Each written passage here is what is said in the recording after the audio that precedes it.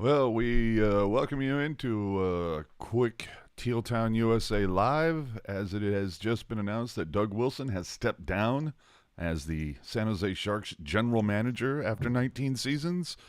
The statement from Hasso Plattner being that he wants to personally thank Doug for his 19 seasons as GM of the Sharks. Doug and his staff produced remarkable results over a span that very few NHL teams can match. Highlighted by the 2016 Stanley Cup run, Doug has been an integral part of the franchise since the team's inception in '91, and his impact both on and off the ice will continue to be felt long into the future. Doug and his wife Kathy will always have a place as members of the San Jose Sharks family. So, Ian, first, I don't know, you're just how it first impact. I mean, shocking, obviously. Is it though? I think so. I mean, I'll look at, okay, we should start by saying this. Like, obviously, Doug Wilson's been away from the team with some health issues, and obviously, this says that those health issues are probably, I mean, the amount of time that way, like, obviously, there's whatever it is, it's serious. We don't know, and I'm not going to speculate as to what it may or may not be. Obviously, most importantly to anything is your health, right? So, I mean, if this is what he needs to do to get healthy, I mean, hopefully that's what happens here. But still, like, because it's been so hush hush and it's never been like, okay, this is what's going on. I just always kind of figured he'd be back. See, I thought if it was a couple months or something like that, it's okay. So it's something somewhat minor. Who knows? Maybe it required some surgery or something like that, and it just needed time to heal. But the more that it continued on, because remember, if memory serves, it was November 26th is when they Yeah, announced it's it. been a while. Yeah, so you're talking, December, January, February, March, April. I mean, we're almost 5 months into this. Yeah, I worry it's more serious than what's being leaked out, which is next to nothing. Nothing, yeah. Which, I mean, good on the Sharks, right? Because I think in a lot of markets, like, this doesn't stay quiet, Yeah, right? So I particularly think in good Canada, on the right? Sharks that this is not that this is like, we don't know what's going on with Doug Wilson, and we shouldn't know. It's a private health matter. Like, it would be, there's a morbid fascination with, oh, I wonder what it is, but, like, really, it's none of our business. So, I mean, good on the Sharks for keeping, even now, like, I don't know if we'll see things leak now. I doubt it. I don't see why they would leak it now that he's gone. But, good on it, because you don't really get that kind of privacy in 2022. Yeah, no kidding. Well, it says that Joe will basically fill out the rest of the season being the interim GM. There's a part of me that wonders if this would have been announced a little sooner had some of the had the trade deadline been earlier, had the Hurdle deal happened earlier. Who knows? Maybe he stuck around to help dot some I's and cross some T's. But Joe will. Now, the first question, of course, that pops into my mind is that during this off season, they've already announced that Plattner, Joe Will, and Becker are going to begin the external search to find a new GM. Are you surprised that Joe Will is not getting a look? A little bit, or because I always thought it was going to be like the Doug Wilson Jr. succession plan, right? Like, Doug Mm. Wilson would get promoted and Doug Wilson Jr. would get promoted, and that's kind of how I first saw this thing going down. I don't know. I don't know much about Joe Will, but I think we've all been in a situation where, you've been the number two guy, and then, like, the number one guy goes out and you have to sit in the big chair, and you're like, ooh, I don't really like sitting in the big chair. I like my old job. It's Mm. like the right amount of responsibility. Being an NHL GM is really involved, right? And I think Joe Will's probably, he's done good things while he's been here. But I think sometimes you don't want to sit in the big chair. Some people are just better number twos. Well, with Doug Wilson out. Joe Will is interim. They're going to look for a new GM, or at least that's what they say. Yeah. We all know that Bugner has a year left on his contract. You know, Yeah. does a new GM come in and use that as a opportunity to, put his stamp on the franchise early? I hope so. I think that's the one thing, right? Like, I don't want to be like, again, obviously I want Doug Wilson to make a full recovery from whatever is ailing him. And I think Doug Wilson has done a crap ton of good for this franchise. Did he win the big shiny silver thing? No. But this team, I've said this a bunch of times. There was a long stretch where, I entered the season and playoffs were a given.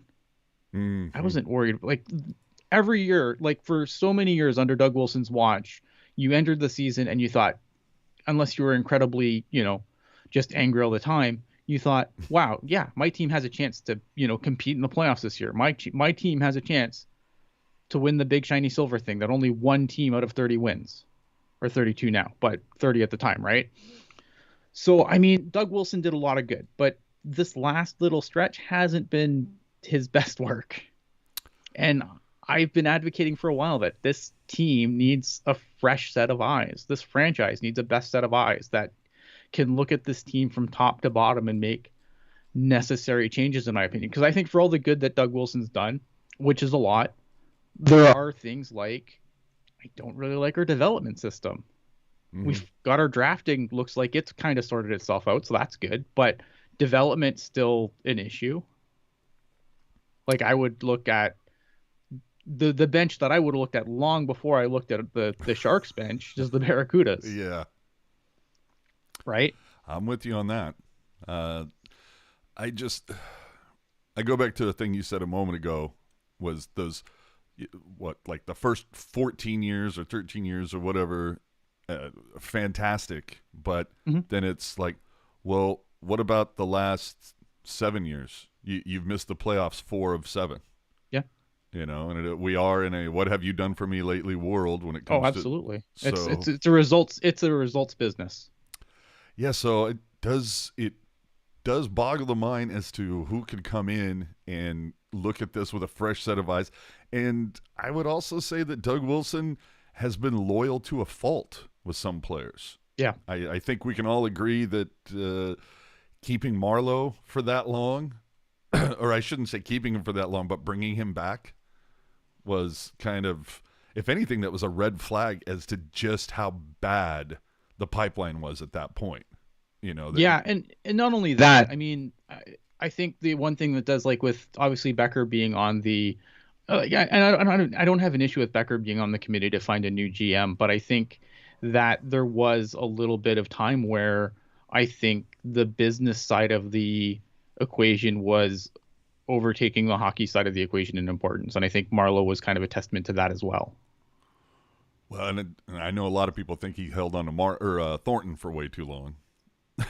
Yeah, I mean, but it's like, what do you do, right? I mean, they held on to, obviously if a cup changes everything, right? But I mean, like, obviously when you don't win, then you're going to question those decisions. But these same people are like, oh, we kept Marleau for too long, we kept Thornton for too long, are going to throw a hissy fit because Joe Pavelski isn't here anymore, right? True that. So is there anybody that even stands out to you as a potential person to come in here and just change it all up? I can't think, like off the top of my head, I don't really have any names that I'm like, oh, maybe this guy, maybe that guy. Because, I think the thing is, though, is there's something to be said for having a guy who's had experience at the job before. But I think, like, also, like, I think this team needs fresh ideas. This team needs to not be like, right now you have a coach who's very old school.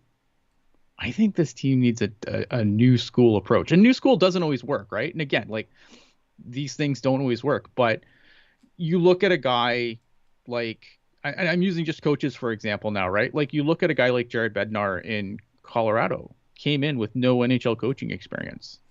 One of the best coaches in the game right now. Yeah.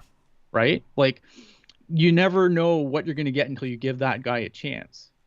So it's easy. It's easy, and the reason the retreads are so common because it's the easy thing to do, right? Oh well, this guy he knows the business. We can bring him in, and he can do that. But that's the easy thing to do. I think that the hard thing is finding that diamond in the rough. And I don't have a name off the top of my head here because like when we found out this 20 minutes ago, so I haven't really had time to think much further than that. But You haven't had time to I search, wish have they you? would bring in a guy that just bring in a guy, maybe bring in an agent even. Oh, so you're not pro Dan Boyle. I love Dan Boyle. I think this front office needs less sharks, less former sharks. Well, and I like your idea of just kind of maybe more of a business mind, Yeah, versus a former player. I mean, to be fair, you see what Rob Blake is doing in L.A. Things are working down there. yeah. So, I mean, there's something to be said. How? Oh my God, how funny would it be if? Well, I mean, we all know that Daryl Sutter's entrenched in Calgary right now, but boy, that would have been an interesting pull. Or if they go back to Dean Lombardi. I don't know. See, I don't really It want, retreads, especially right? a retread like that. Like, especially like Dean Lombardi's been around for a long time. I'd like to see someone with like some more fresher ideas. So Sleepy Mofo asking if they pick a new GM this off season, will that new GM clean house immediately? That's the $1 million question. It's Huh? fascinating. I mean, what do you do, right? Because we talked about this on the last After Dark, about how you have players that they have to do something to, if they're going to do anything, like they have to move from one of these players, probably on the blue line, right? Like Yeah. that's where it's got to start. You need to move a contract on the blue line. That's all there is to it. And, easier to do when you haven't been coddling these guys for a decade, Yeah. and signed them to or have those handshake deals, or like you look at the Kevin LeBanc deal, take $1 million for a year and then we'll get you on the back end. I think it's fascinating. The fascinating thing here is though that hurdle just extended and then this happens, right? Mm-hmm. So it's kind of like there was obviously a direction chosen, but now going externally, like you would think if the plan was to hold course, then wouldn't they just pick an internal guy? Yeah. Well, and I will. To be fair, Doug Wilson does appear to have a sterling reputation among players, and for Oh, for being a sure. quality dude, the anti Vegas, if you will. Yes. Yeah. Maybe to a fault. Yeah. So, boy, it makes me wonder what this is going to bring for San Jose. I mean, missing 3 straight seasons. This is, of course, not the way you want to go out, too. No, I mean, it sucks, right? Like again, like obviously I want Doug Wilson to be fine, like healthy, Mm-hmm. happy. But yeah, I mean this isn't but I mean this is the what GM goes out on top, Yeah, right. right? It's true. Like GMs generally don't go out on top unless they retire. Yeah, it's like But if you're on top, no. Why fire you? right, get fired. Like unless you're retiring, unless you're like, okay, good, I've won the cup and now I'm gonna, go off into like my later years. But like it seems like even like those guys that are super up there that win, they can't quit. What's Ray Bork up to? What's he doing? Gee, I mean, you have to admit Wilson, for as much as he's the shit that he's caught, he's like Ian said earlier, going to the playoffs, it was just fait accompli. Mm-hmm. Every year that you started the season, it was like I think everybody was taken aback in 2015 because it's like, well, we're going to take a step back to take 3 steps forward, and that's when you bring in a guy like John Scott to protect the Mm-hmm. youth and all that. Yeah. And if you go back to that season, I'll never forget Doug Wilson. There was a stretch of like 3 games where, at that time, some of the upper echelon teams, it was L.A., it was Chicago. Mm-hmm. Well, Chicago fresh off a L.A. fresh off the Stanley Cup, and Chicago about to win their 3rd. Yeah. In Anaheim, there was a stretch there where they beat L.A., Chicago, and Anaheim at the end of January, and you're going, shit, they might squeak in or whatever. And then February they Well, imploded. the February from hell. Yeah. Oh, Yeah. horrible. But they did, it was, there was hope through February. And then where for me this season, hope is left followed It by was never despair really and there. Christmas. Yeah. It was never really there, like, until they pretty much for me, like I said, okay, because Jerk always gave me a hard time. He's like, when are you going to beat this playoff team? And I'm like, well, when they beat some teams in the division, bud. And when that kind of failed to materialize, I'm like, yeah, okay, they are who we thought they are. Justin Mason in the chat saying GM John Scott. I mean, interview him, see what ideas he has, right? Like, there's, again, like, look at Rob Blake. Rob Blake went into a GM position without really any experience. I mean, it can be done, right? Like, I don't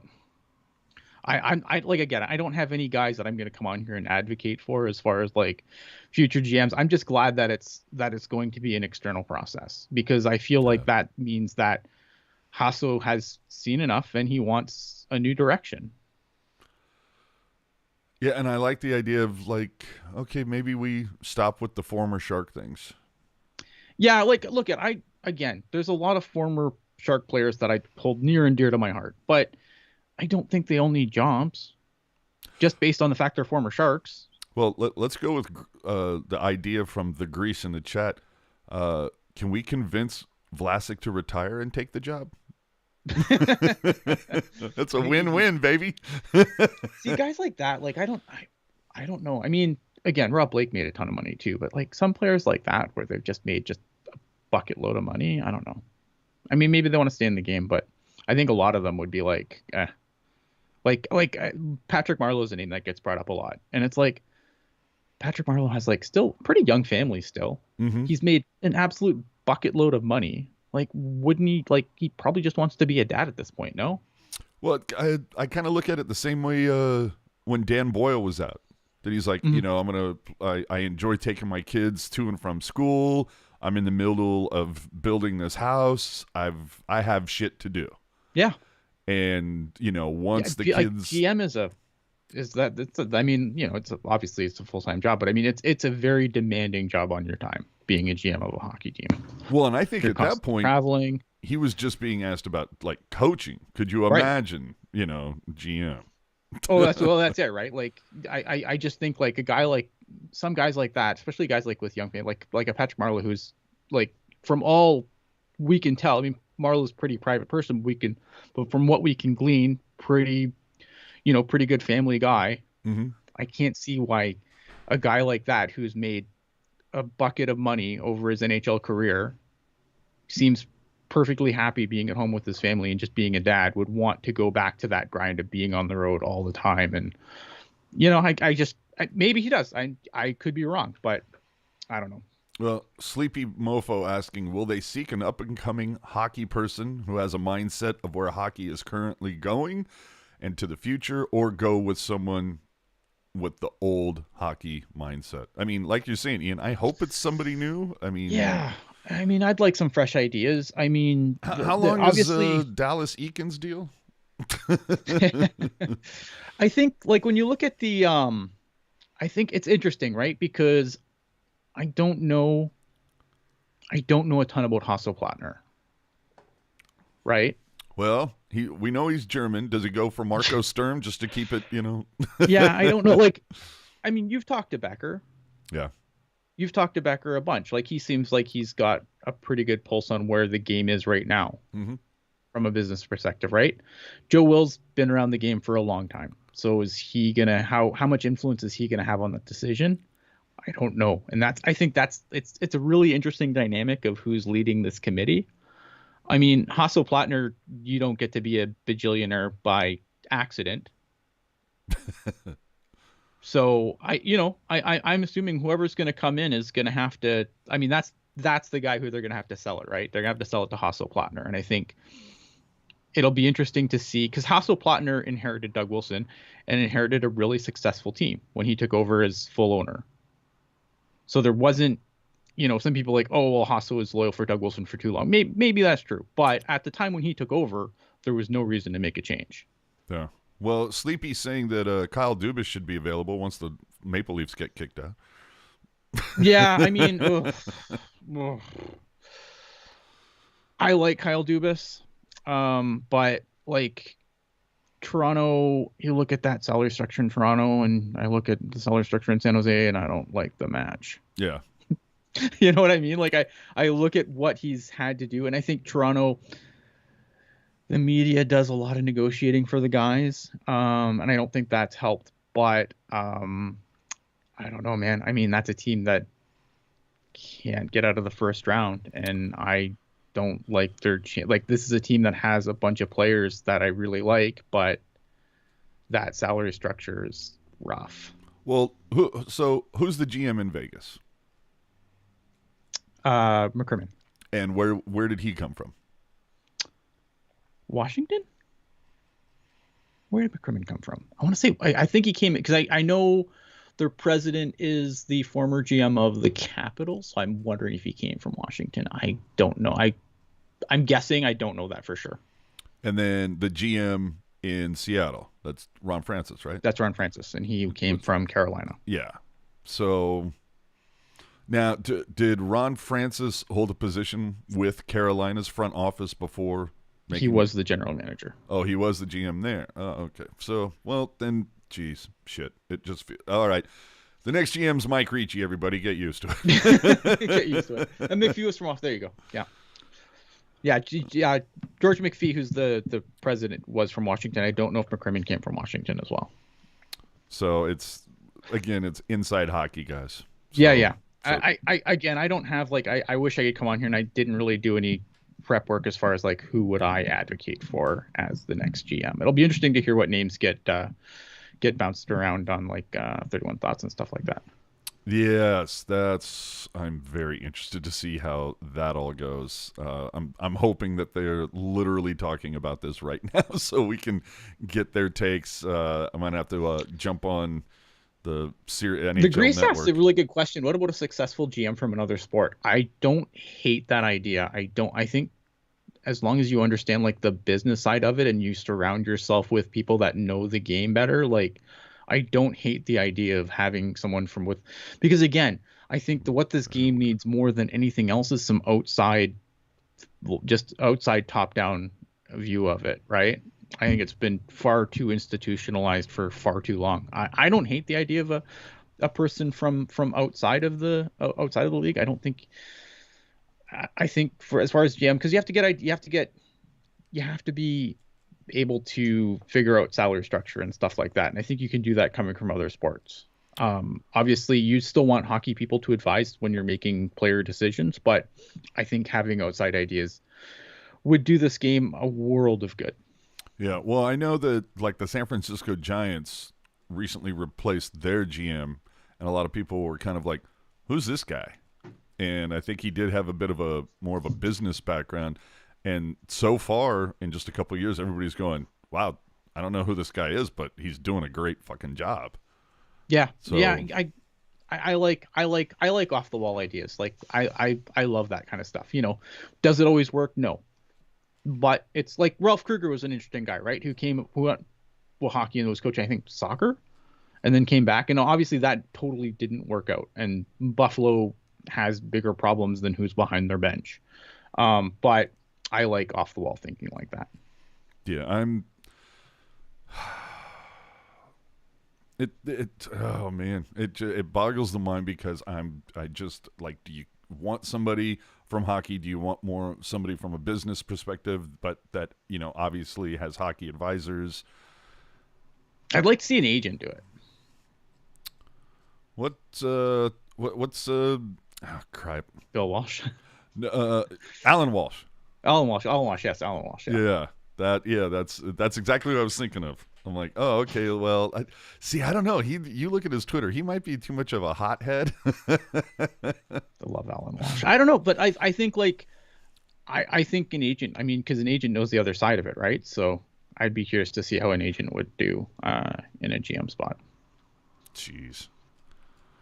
Well, look, the one thing, yeah, I'm not here to like tear Doug Wilson down at all, but I mean, we can kind of quickly glance over some of his, best and worst moves during his era. I think Yeah. most people would agree that when it came to the blockbuster deals, it seems like Wilson always came out on top. Yeah, he won more often than not for sure. Rentals were a mixed bag, but like blockbuster deals. I mean, he took when he took over the Sharks, they were a plucky team, but they were a happy to be there team. Mm-hmm. And under Doug Wilson, they went from a happy to be there team to a perennial cup contender. That nothing, no matter how this ended, that doesn't change. Those are still the facts. Yeah, they didn't win the silver shiny thing. We would have liked that. Everyone would have liked that. But, again, one team does. Yeah, I mean, I would say, like, you look, again, the blockbuster deals for the most part, I mean, whether you talk about Joe Thornton, getting Dan Boyle, Brent Burns, I think the jury might still be out on the whole Erik Karlsson thing. But yeah, that's going to be always like, that'll be the one that always kind of sticks with him as far as like the divisiveness. I think at the time, I don't think I don't have an issue with the trade. I think the trade was fine. The extension is where I think you probably raise eyebrows, right? I think the trade was fine. yeah. I think, yeah, Josh Norris has turned out to be a hell of a player, but when Josh Norris went there, like there's a lot of revisionist history on Josh Norris. Like even when, like if you even go back and look at like a lot of, like even the Sens media that trade, like, well, yeah, Josh Norris is a decent player, but we don't think he ceilings out very high, right? And he's obviously bursted through whatever ceiling everyone thought they had for him. Like Josh Norris seemed like he was going to be another high floor, mid ceiling guy that the Sharks were just typically drafting at that time. And he's turned out to be a hell of a player. Yeah. No, they mind right there. Yeah, but at the time the deal was made, I don't think people realized how good Josh Norris was. Yeah. Well, and I go back to what you were saying. It wasn't the trade that they were going for it. It was the extension. Yep. Okay, hear me out. Oh yeah. New Sharks GM, Drew Remenda. No, I mean again, right? Like, no, his head would explode. Evan asking, I'm late. Are we surprised that Junior isn't stepping into the role? Yes and no, a little bit. Like I'm not gonna lie, because that's when we've talked about Doug Wilson, like the Doug Wilson succession plan forever, especially over the past season as things have gone down. And we've always kind of said, yeah, he gets promoted to president of hockey ops or some BS thing. And then Doug Wilson Jr., I'm a little bit surprised, but at the same time, I feel like he's really good. So far he's been really good at what he does. Like, I really like the draft classes. We're going to see what's going to happen with that draft class. Like, these guys have to pan out, and we're still in the wait and see on some of his draft picks. But I don't know. He hasn't really.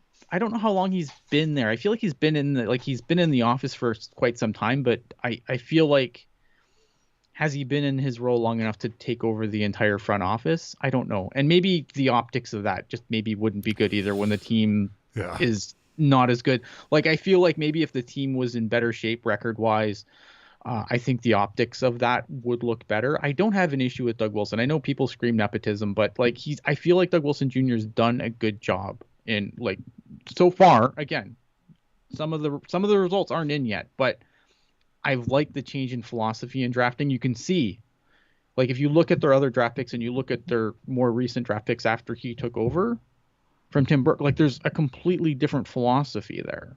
And is that going to work? I don't know yet, because we haven't had enough time for those results to come in. But I do like the change in direction. I firmly believe if Tim Burke was still running shop over there, there's no way in hell the Sharks take Ryan Merkley. Not at all. No, God, no. Yeah, no. That Doug Wilson Jr. seems a little bit more kind of high risk, high reward. Taking, I feel like sometimes Burke, they didn't take the best player available. They just said, well, we're kind of low on right wingers, so let's just grab whoever. Let's just get, even though, like, a defenseman at that point was the highest rated pick, and since Junior's taken over, you see that. I mean, what was it? It was like 2 drafts ago, right? It was like all forwards. And then Josh Rowland in the chat here, just Doug Wilson Jr. 2017 was his first draft. Every player has played in the NHL. I mean, there you go. But again, like, you know, and like I said, the early, and that's what I mean. Like the early results on Doug Wilson's drafting are really good, but obviously there's more classes that are coming, and we'll see how it all pans out. But to your point, AJ, like, I don't know what I was going to say. Go ahead. The risk reward and the risk reward. Yeah. The thing was the Sharks built the guy factory in their drafting before. Like they would draft guys and they'd be like, okay, this guy has a really high floor, so he's going to be an NHLer. But there's a difference between being an NHLer and an NHL superstar or even star. Right. And that was the problem with the Sharks drafting. Previous was there was a lot of guys. Yeah. They were going to be NHLers, but they were just going to be more guys from the guy factory. Yeah, I was getting tired of the Gambrels and the Goldobins, and when it, but with the blockbuster deals, Wilson definitely has B plus, A minus there. Like you said, the rentals, what comes to mind is the Billy Guerins, the Campbells, just these ones that didn't work out. And then you can get into the UFA signings. Like there weren't a lot, no, but like a Mike Greer, I think was a strong one. I think the jury's there's always going to be a debate about Niemi Niittymaki. Yeah, I mean, at the time, right? Like the NHL is a copycat league, and I'm going to give him a little bit of a pass there because that was after the Niemi Lehtinen Stanley Cup final, and everyone's like, "Oh, we can spend $1 million on goaltending and play in the Cup final? Sign me up!" So see you later, Nabokov, who wants $6 million or something crazy like that, $6-7 million. I think Nabokov won a time. See you later. We'll just grab this guy and we'll pay him a couple million and we'll be fine, right? And a lot of teams did that, and a lot of teams learned very quickly that was really dumb. Yeah. But no, actually, I want to highlight something you also said earlier there. I always thought Doug Wilson did a really good. I always liked Doug Wilson's depth signings. His free agent depth signings usually were money. But he was, unfortunately, when it came to the big fish, often the bridesmaid, never the bride. Yeah. Evan Allen bringing up Joe Ward. Yeah. But then you get into ones that maybe didn't work out that well. Paul Martin. First half of that was great. Second half was horrible. So bad that Paul Martin had to get bought out, right? Well, yeah, and Paul Martin, I mean, earlier this season, they had a thing during intermission that talked about some of the issues Paul Martin was going through at the time. So unfortunately, like that's a guy where personal demons probably played a factor. And an ankle surgery. Personal demons kind of played a factor, and for Paul Martin, I mean, I feel bad for the guy because his demons were made worse by that Stanley Cup final loss where he watched all his former teammates skate around with that beautiful silver shiny thing, and that kind of sent him over the edge. Like he was on that team the year before. So we are getting a tweet now from Pierre LeBrun. It says the Sharks general manager search plans to be extensive. If I had to guess, a dozen or so candidates at the outset, varying from former GMs, up-and-coming AGMs, player agents, former players. I love it. And the intention is not to rush the process, willing to wait to talk to all targeted candidates.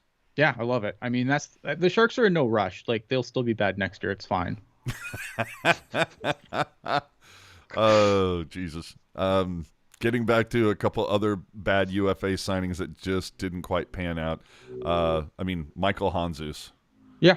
Yeah, I mean, look show me a GM that hits 100% of the time. Oh, yeah. But it's funny is so many of the blockbusters he was money at, and you were talking about how those depth signings he was really good at. But the rentals, I don't even know that he's batting 500 there. And some of the UFA signings, I don't know that you could say he's batting 500 there.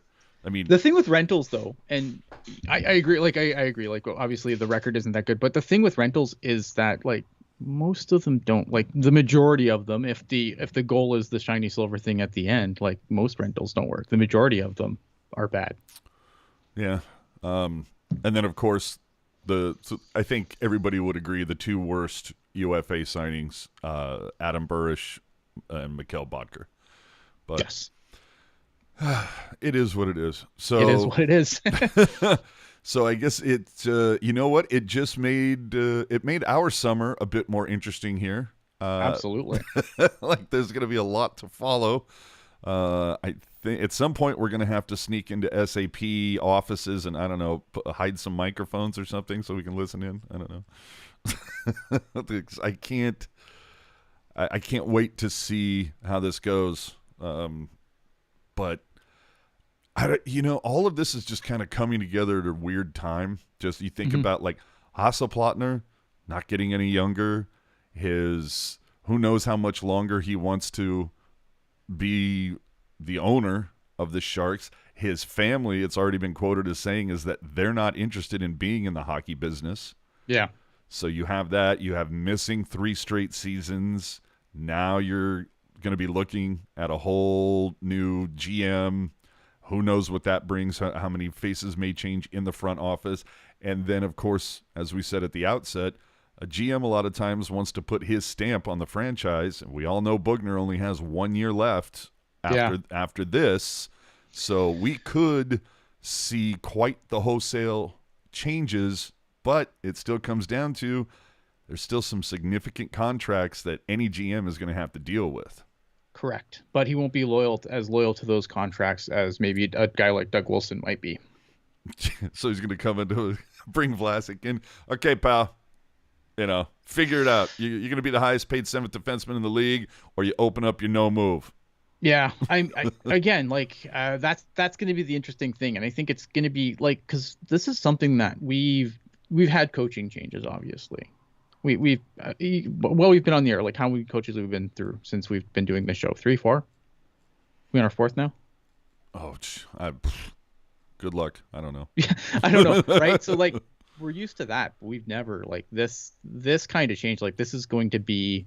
I hate saying this because I've said this a lot this year, but like because I said this about the hurdle thing and everything else. But I mean, again, like this summer is going to be a huge turning point for this franchise. Whether that's a turn in the right direction or wrong remains to be seen. But it's this little period of time right here is going to be the thing we look back at in 5 years and go, well, that was really awesome, or oh, that was bad. Yeah, that's kind of what I'm worried about. Is this going to just continue to be this slow circling of the drain over this decade after 15 years of like look at that, it's according to my watch it's playoff time for the Sharks. A couple more in the chat before we get out of here. Justin Mason saying, with the Sharks being garbage for the next couple of years, when do you think Karlsson will want out? I mean, I don't know. we're year 3 into of 8, right? Yeah, the problem is like there's a lot of time left on that deal. Yeah, but if he's looking at the roadmap and he sees all this upheaval, and what if he doesn't like the new GM? What if he doesn't like the new coach? Yeah, and he's got half his deal left. If he's just like, yeah, you know what, this isn't what I wanted. Get me out of here. It's a lot of money to move. Oh, completely agree. Like I don't know. I mean. I could see it, but I don't. I could see where I think again, like this is like why when we talk about like contracts that I might look to move this summer, I look at Brent Burns on the later end of his deal, right? Yep. With time to go. So, but I don't know. Do I think Erik Karlsson's gonna like throw a fit and want out in like next season? I don't know. But do I think he finishes here? Maybe. I would bet no, but we'll see. But we'll see. Right, depends on the direction of the franchise. I mean, I could see a lot of these guys wanting out at the end of their deals when they're a little bit more movable to a team that thinks that they can add a piece to make a cup run. Well, we have a quote from Karlsson right now on a new GM coming in. Karlsson saying, "We're in a position right now where we haven't done very well for an extended period of time. we should feel a bit uneasy. Things are going to change. Things are going to have to change. Yeah, I mean, he's not wrong. No. Sam Rod, thank you so much for the super chat. Yes, sir. Thank you. That is awesome. Today is a great day for Sharks fans and for the organization. It was time for Doug to step down. Now we need Hasso to sell the team to a real ownership group.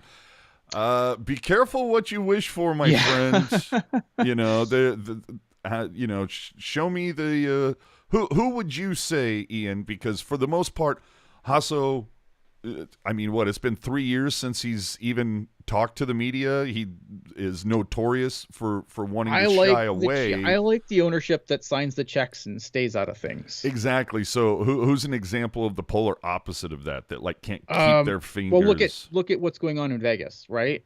Like, do you think that Bill Foley has had no effect on why they've completely just keep on buying all the fancy toys that come out on the market? And like I look at that cap situation and I wonder if a lot of that's Bill Foley saying, no, I need this guy because we have to win now. We have to win now. We have to win now. It's good to want to win now. But the problem is like there's a salary cap and there's things that you have to do, right? I think in the summer I looked at the Rangers, although I think if you look at the Rangers now, it's probably worked out okay for them. I thought they were really hasty when Tim Dolan kind of gave the Rangers the attention he usually gives to his basketball team. I thought, oh no. I mean, but it's worked out so far for them so far. I mean, and again, great goalie can solve a lot of problems. Like Igor Shesterkin's had a hell of a season. Oh yeah.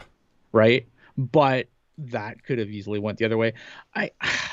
I don't know, man. Like, I know people are upset at Hasso, and I get it. I'm not trying to like diminish anyone's feelings on Hasso-Plattner, but I personally would rather he sign the checks and let the hockey people make the hockey decisions. Yeah, well, that's the whole thing. Is you hire somebody to do a job, let them do the job.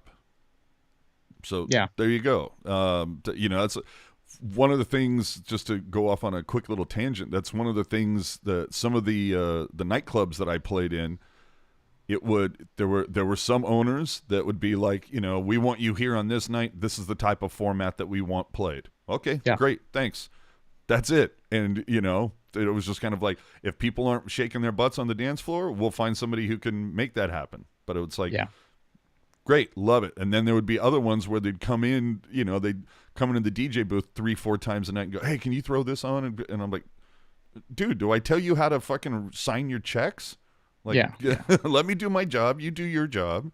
I don't know. I think a lot of people's anger with Hasso-Plattner has to do. I think one, because he doesn't really say much. Mm-hmm. Two, it's backlash from their displeasure with Doug Wilson.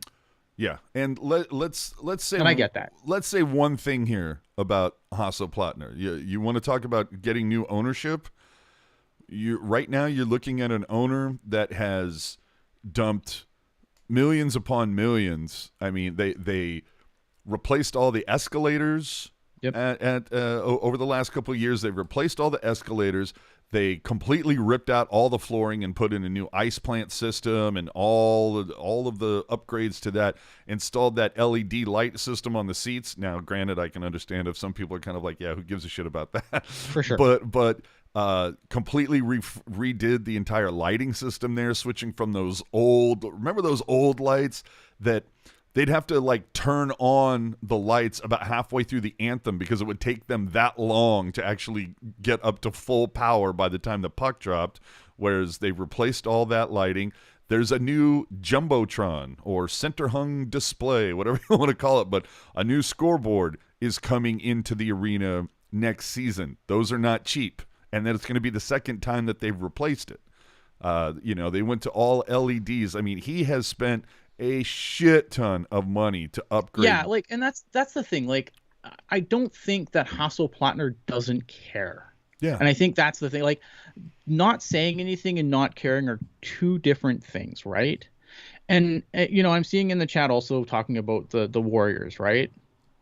Well, now, the big thing is the athletic. I mean, we'll talk about the Warriors in a second, but the athletics. Okay. Do you want John Fisher as the owner of the guy can't get out of his own way, keeps stepping on his own dick, and won't spends literally the bare minimum. At least Hasso Plattner has allowed Wilson to spend to the cap every season. But, yeah, and you have to remember too, like with the way the Sharks were, like this is a team that is turning over from an old core. mm-hmm. And maybe they've been, like I said, maybe they've been loyal to a couple of players longer than they should have, but it completely, I don't know. I feel like the Warriors and the Sharks are an apples and oranges comparison because you're taking a Agreed. perennial Stanley Cup contender versus a team that was dog shit for a long time and then got the right players and now turned themselves into a dynasty. And I think the Sharks, obviously, you know, in order for the Sharks to do something similar, you have to actually do like a full rebuild, which they're not going to do. Well, hold on. You saying that the Sharks are not going to do a full rebuild? Well, we don't know based on what we know today. Yeah, but here's my point though: is that that's always been Doug Wilson's drum to beat on. Is that we're not a rebuild team. We're a reset, replenish team. Blah blah blah. Maybe a GM, a new GM comes in and talks Hasso into his vision and plan, and that just happens to include a full-scale rebuild that we're for sure, and that could happen, right? You know. But I don't think that's going to happen. That won't be an immediate thing. I think a new GM comes in, probably gives whatever he has here and some players coming up a couple seasons to see what he has, and then maybe if this thing is still, dead last in the division, or second last in the division, thank you Seattle. Maybe then we get there, but I don't think the plan is going to be like, I don't think the new guy coming in is going to be, look at, I got to tear this thing down to the bolts. I don't think that guy gets the job. If he comes in immediately says, I got to tear this down to the bolts. Like he has to have a plan for what they have right now and then a contingency going forward. Like if this doesn't work in 2 seasons, then this is what we have to do. But I think if a guy comes into that meeting and says, look, I'm going to tear this thing down to the bolts starting this summer, I don't think that guy gets the job. Before we wrap this up, let's get in a few more quotes. Bob Bugner saying, if there's one name you could think that's built this franchise from the bottom up, it's Doug Wilson. Hurdle said, even up to his re-signing, he was under the impression that Wilson wanted to come back. Mm-hmm. Carlson, as we said, we're in a position right now where we haven't done well for an extended amount of time. So he's expecting change. Logan Couture says, when you think of San Jose, when you think of the Sharks, for me, it's probably Marleau, Thornton, Pavelski, and Wilson. Yeah, I mean, Doug Wilson, like one of the longest tenure GMs in the league, not by accident. Yeah, and success will do that. Mm-hmm. So that's and then for those of you that are planning on watching the game tonight, Reimer starts. There you go. Dahlin and VL in for an injured Gadjevic and Leonard. Maloche coming back in for Merkley because whatever. But Bugner did emphasize that Merkley will get back in quickly, probably the next game in Vancouver. But I just sit there and go, look, you know what you have in Maloche. Give Merkley a few more starts, would you? Yeah, guy in the guy factory. I hate that. So with that, is there any kind of like last thoughts about this? Can we expect an article from you on all the different people? No, I'm kidding. Oh, man, I wish I had the time. I don't know. I mean, look at I'm gonna be on here again. This is gonna be obviously a hot topic going forward, and I'm sure we're gonna spend plenty of more airtime on it going forward. I'll poke around and see what I can see. I'm curious. Like I said, I'm curious to see what names get bounced around on like some of the more like mainstream media podcasts, like 32 Thoughts, stuff like that. Like I'm curious to see the names that they bounce around for it, and then I think we'll go from there. And I also I had heard some rumors swirling that at the end of the month, it's the 23rd game versus Chicago, which is Fan Appreciation Night.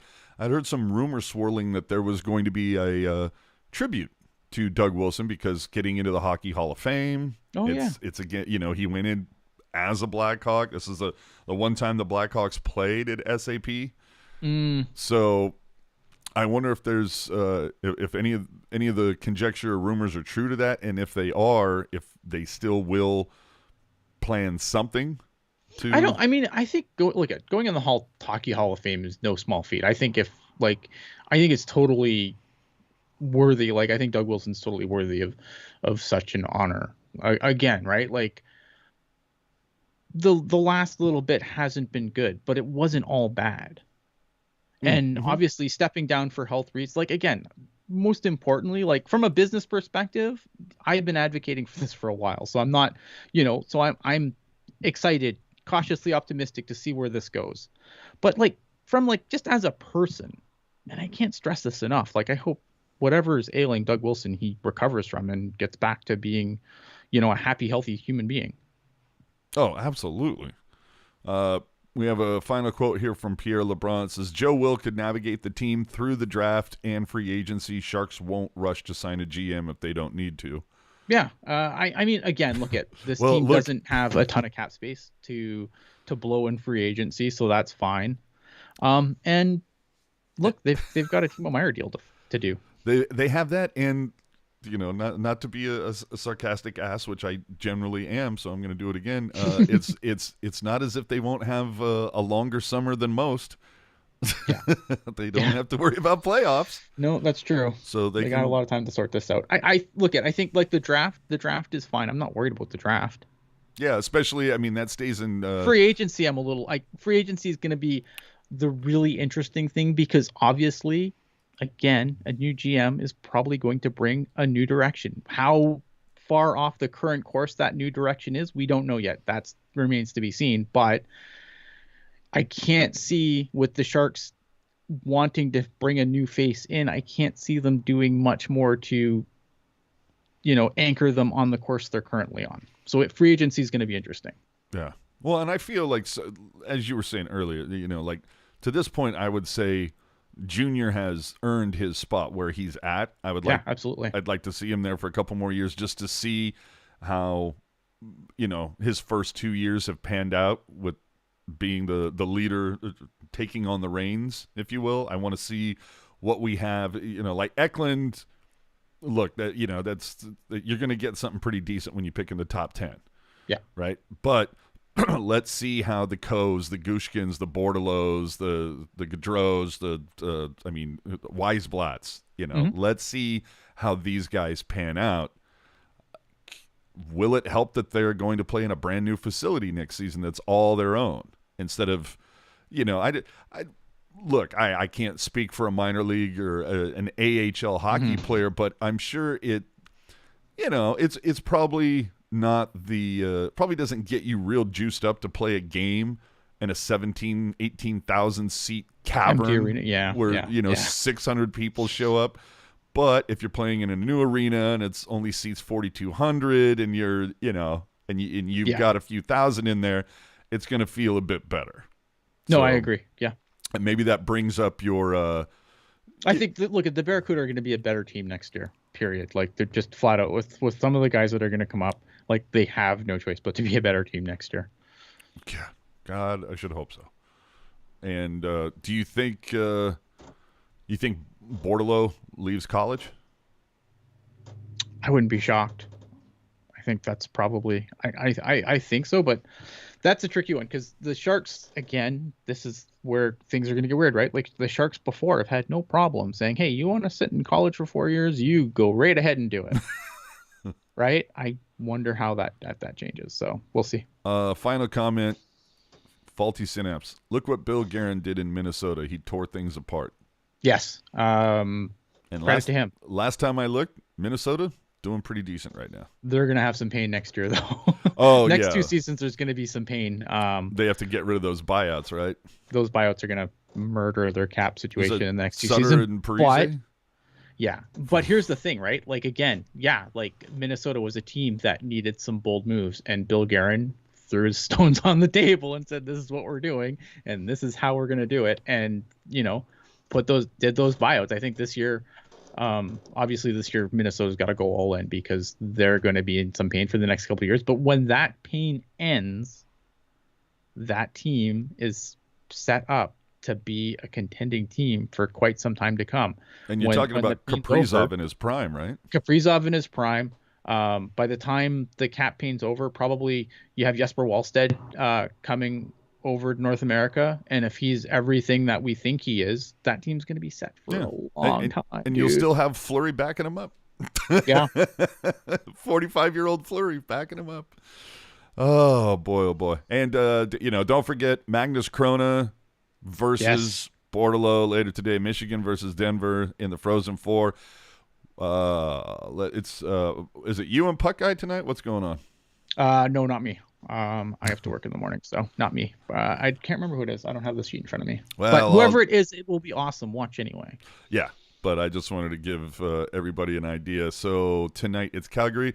Looks like we got Puck Guy and our buddy Mark from back east on this one. Love Mark. So should be a good one tonight.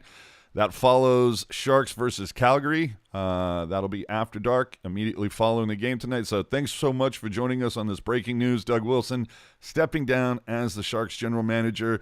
It just gave us a lot to talk about during this offseason. So we'll catch you tonight following Sharks and Calgary.